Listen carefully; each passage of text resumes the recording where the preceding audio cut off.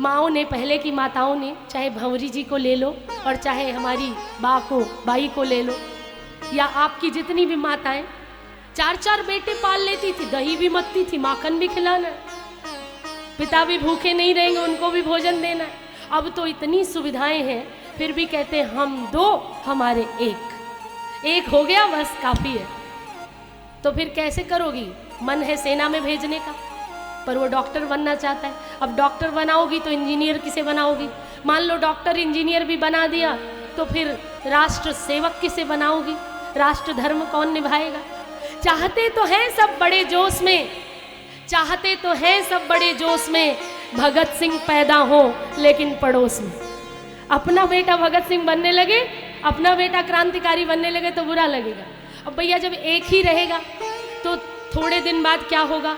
न बुआ होगी, न फूफा होंगे, न मासी न मासा, न ताई न ताऊ, न चाची न चाचा होंगे क्या? बताओ। जब एक ही होगा तो वो 50 साल बाद की स्थिति देखो। आज भी आप लोग तो अपनी भाभीयों से बात करके मन बहला लेती हो। अब आपका एक ही बेटा है, वो कौन सी भाभी से बात करेगा? किससे बात करेगा? तो इसलिए 50 साल बाद क्या कहेंगे? पूछेंगे माँ ये बुआ कौन सी बीमारी का नाम है? क्योंकि अपनी तो होगी नहीं। ये मौसी किसे कहते हैं? दीदी जीजा क्या होता है? ये रिश्ते सब खत्म। ये हम लोग हैं भाग्यशाली। किसी ने लिखा था कि हम आखिरी पीढ़ी हैं जिनकी बहुत सारी माओं के आज भी फेसबुक पर अकाउंट नहीं है। वो हम आखिरी पीढ़ी है कि माओं के मोबाइल में आज भी पासवर्ड नहीं लगा है। आने वाले समय में ऐसा नहीं होने वाला। पासवर्ड बताना यानी कि बहुत बड़ा जुर्म कर देना, किसी का पासवर्ड अगर चुराना।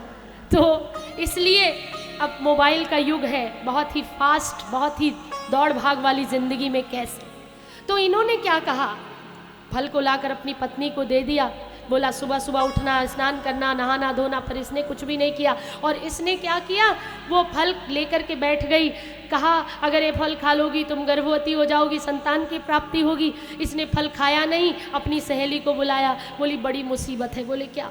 अगर ये फल मैंने खा लिया, अब तक तो कोई संतान थी नहीं, अगर ये फल खा लिया मैं गर्भवती हो जाऊंगी, सब कहेंगे कि देखो कुछ खाने पीने का मन नहीं करेगा, ननद रानी आकर डेरा डाल लेगी सेवा करने के बहाने, और जब मैं बिस्तर पर पड़ी रहूंगी तो माल मत्ता समेट कर चली जाएगी। कदाचित गर्भवती हो गई धुंधली और गांव में डकैती पड़ गई, तो धुंधली कहती बिना पेट वालियां तो भाग जाएंगी, मैं बेचारी मारी जाऊंगी, पकड़ी जाऊंगी, डकैतों के हाथ आ जाऊंगी। इसलिए कभी मेरे गांव में अचानक आग लग गई तो जो बिना पेट वालियां वो तो भागेंगी, भाग खड़ी होंगी, लेकिन मैं फंस जाऊंगी। इसलिए मैं ये फल खाकर मुसीबत मोल नहीं लूंगी। और ऐसा मना कर दिया। फिर क्या हुआ? अब वो सहेली कहने लगी तुम क्यों मुसीबत मोल ले रहे हो? इस फल को फेंको और मेरे घर में बहुत सारे बच्चे, मैं एक बच्चा तुम्हें दे दूंगी, तुम बदले में धन दे देना मुझे। ऐसी साठगांठ हो गई और इसने झूठ मूठ का नाटक कर लिया कि मैं गर्भवती हूँ, संतान होने वाली है। पंडित जी बेचारे सीधे साधे थे, आत्मदेव जी, और उन्होंने मान लिया। 9 महीना बीता, ये अपने संतान को लाकर लिटा देती है और धन बदले में लेकर चली जाती है। अब धुंधली कहती संतान का जन्म हुआ, पुत्र का जन्म हुआ। अब सोचो उस फल का क्या हुआ? बोले फल को फेंकेंगे नहीं, साधु का फल दिया हुआ, इसकी परीक्षा लेते हैं कि इससे संतान होती है कि नहीं, और उस फल को ले जाकर गौ माता को खिला दिया। समय व्यतीत हुआ, 2-3 दिन बाद गौ माता ने भी सुंदर बालक को जन्म दिया, जिसके कान तो गौ माता जैसे, पूरा शरीर मनुष्य जैसा, और उसी का नाम रखा गौकर्ण। क्या नाम रखा? गोकर्ण जी महाराज। बोले गोकर्ण जी महाराज की। गोकर्ण जी महाराज नाम रखा। इधर जब धुंधली का बालक हुआ, आत्मदेव जी गए, कहने लगे लाओ मुझे बालक का दर्शन कराओ। बड़े खुश हुए, नाचने लगे। मेरा नाम आत्मदेव, मैं भी बालक का नाम ब्रह्मदेव रखूंगा। धुंधली ने कहा बड़े आए नाम रखने वाले। 9 महीने तकलीफें मैंने सही, प्रसव पीड़ा मैंने सही, खाना पीना मेरा छूटा, और नाम आप रखोगे? नाम मैं रखूंगी, मैं धुंधली और मेरा बालक धुंधकारी। तो मैं नाम की बात बता रही थी ना, जथा नामे तथा गुणे। दोनों पढ़ने के लिए भेजा तो गौकर्णो पंडितो ज्ञानी धुंधकारी महाखला। ये जब जाता रास्ते में बच्चों की पुस्तकें छीन लेता, पेंसिल छीन लेता, बच्चों को कुएं में ढकेल देता, अंधे की लाकड़ी छीनकर अंधे को नदी का रास्ता बता देता, इधर से सही रास्ता है, और वो नदी में गिर जाता। मतलब बहुत ही ज़्यादा दुष्टता करने लगा।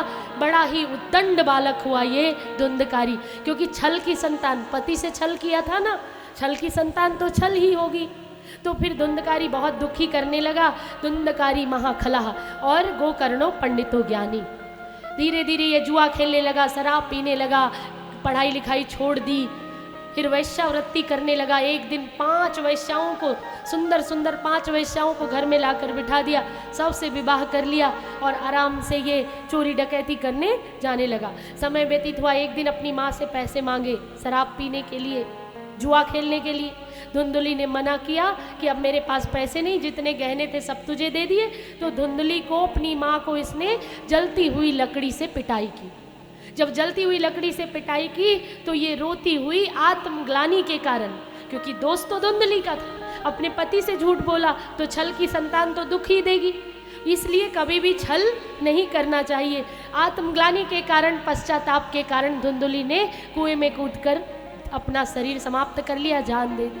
अब आत्मदेव जी बहुत दुखी रहने लगे, पत्नी भी चली गई, बेटा ऐसा निकल गया। तो एक दिन आत्मदेव जी बैठे हुए थे, आत्मदेव जी ने पूछा, पुत्र बहुत दुखी हूँ, क्या करूँ? तब गोकर्ण जी ने वो मंत्र बोला कि धर्मम भजस्व सततम, हे पिता महाराज धर्म की धारणा करो, तेज लोक धर्मान।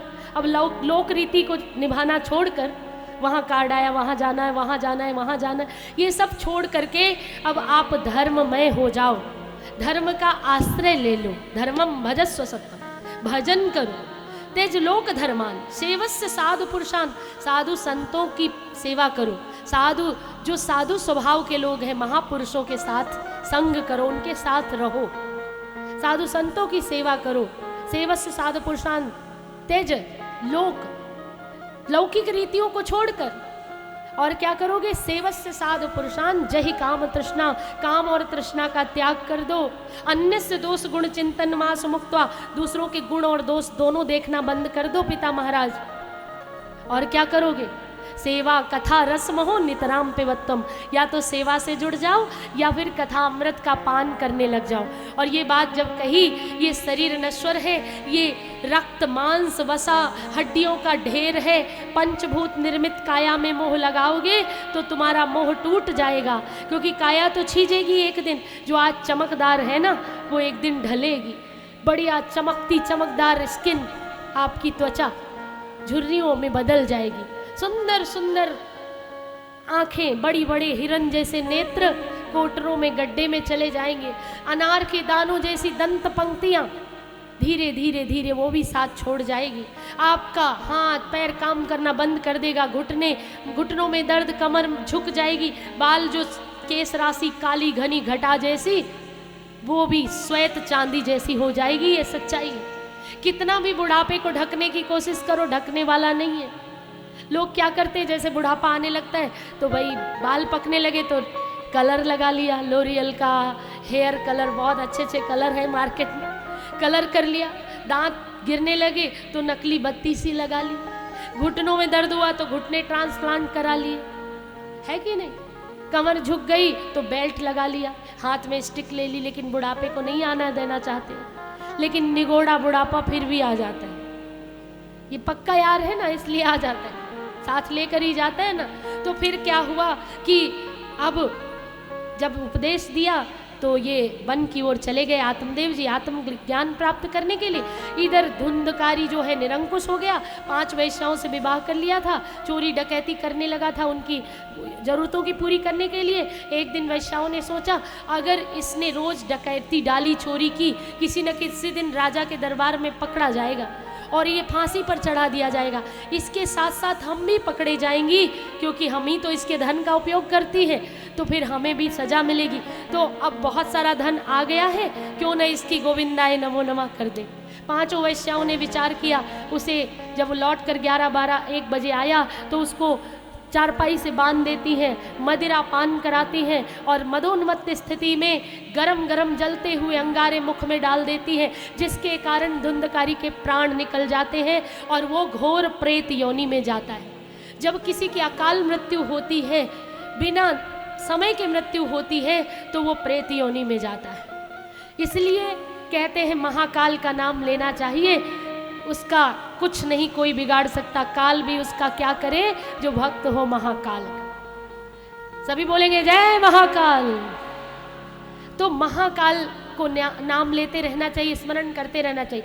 और सबसे बड़ी बात कि कर्म ऐसे करो, सत्कर्म जब करोगे तो सत्कर्म से सद्गति की प्राप्ति होगी और दुष्कर्म से दुर्गति की प्राप्ति होगी। तो ये दुर्गति में चला गया, प्रेत योनि में चला गया। एक दिन गोकर्ण जी आए, जब घर पूरा खाली, पांचों वेश्याएं छोड़कर भाग गई, घर में कोई भी नहीं। अब क्या करे, गोकर्ण जी लेटे हुए थे, उन्होंने देखा कि बहुत जोर जोर से आवाज़ हो रही है, जैसे आंगन फट रहा हो, आसमान गिर रहा हो, बिजली कड़क रही हो, बहुत जोर जोर से शब्द स्वर हो रहा है।